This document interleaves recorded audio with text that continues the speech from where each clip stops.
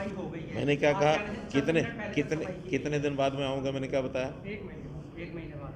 Sir महामहिम उपराष्ट्रपति जी से भी मुलाकात आपने की और 2 दिन पहले जिस तरह सोशल मीडिया पर एक वीडियो भी वायरल हुआ है, उसको कैसे देखते हैं महामहिम उपराष्ट्रपति? बड़ा ही ये दुर्भाग्यपूर्ण विषय ये हुआ है कि विपक्ष के कुछ सांसदों ने और उपराष्ट्रपति जैसे दायित्व के व्यक्ति जो चेयरमैन राज्यसभा हैं, एक संवैधानिक पद पर बैठे हैं, उनकी मिमिक्री की गई।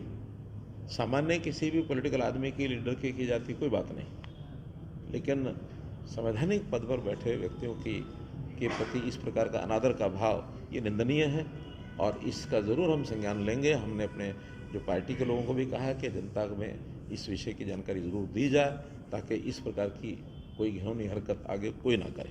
सर, मनमाने से नगर निगम और गुरुग्राम नगर निगम की वार्डबंदी हो चुकी है, चुनाव की कब तक संभावना है? ऐसा कि पहले तो केवल 3 ही नगर निगम थे, लेकिन अब दिसंबर में ही 5 नगर निगम और है जिनका कार्यकाल पूरा हो गया है। अब उनको भी वार्डबंदी के लिए कह दिया है और बहुत जल्दी मैं अपेक्षा करता हूं कि सबकी वार्डबंदी, कुछ नगर परिषदें भी हैं, नगर पालिकाएँ भी हैं, तो कभी भी लोकसभा के चुनाव से पहले भी हो सकता है, साथ भी हो सकता है, बाद में हो सकता है, लेकिन जल्दी कराएंगे। सर HKRN से जो भर्तियाँ हो गई हैं, अभी आपने हाल ही में 963 भर्ती भी की है, उसको लेकर के खुद मुख्यमंत्री भूपेंद्र सिंह हुड्डा कह रहे हैं कि ठेकेदारी प्रथा है, ये बंद करना चाहिए HKRN। देखिए, ठेकेदारी प्रथा को बंद करने के लिए ही HKRN शुरू किया है।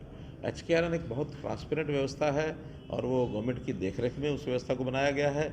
कौशल विकास के नाते से जो कुशल लोग हैं उनको रोज़गार देने के लिए एक निगम बनाया है। निगम कोई प्राइवेट ठेकेदारी प्रथा नहीं होती, बल्कि जो लोग ठेकेदारी प्रथा पर लगे हुए थे उनको हमने ऑप्शन दी कि आप HKRN में आना चाहते हैं क्या। 1 लाख लगभग 10,000 ऐसे कर्मचारी हैं जो पोर्ट किए गए हैं अब HKRN में। अब ठेकेदारी प्रथा से उनको हटा दिया गया।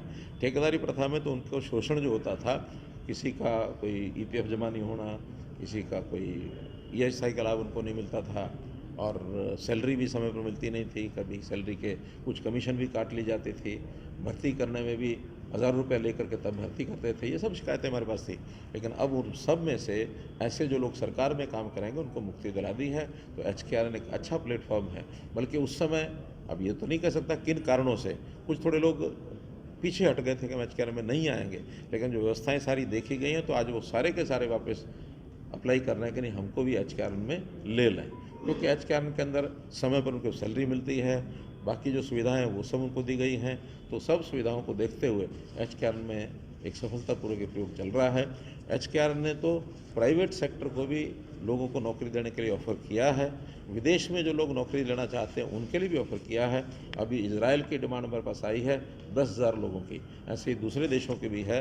तो अन्य अन्य देशों में लोग जो जाते हैं इलीगल तरीके से, यहाँ से जो डंग की जो एक प्रक्रिया है उसमें से चलते हैं, उसमें इलीगल तरीके से लोग न जाएं, विधिवत सरकार का बनाया हुआ सिस्टम लीगल तरीके से जाएंगे तो उनकी जीवन की सुरक्षा भी होगी, उनको कहीं कठिनाई भी नहीं आएगी, वापस आना चाहेंगे तो आसानी से वापस भी आ सकेंगे। पासपोर्ट भी हम कॉलेजेस में डिग्री, पोस्ट डिग्री जो करने के बाद पासपोर्ट हमने फ्री बनाने शुरू किए हैं। हज़ारों की संख्या में विद्यार्थियों ने पासपोर्ट भी हमारे से लिया है। तो बहुत स्मूथ चीज़ों को करने के लिए हम HKRN में इजराइल पर ऐतराज़ जता रहे हैं सर, कांग्रेस ऐतराज़ जता रही है।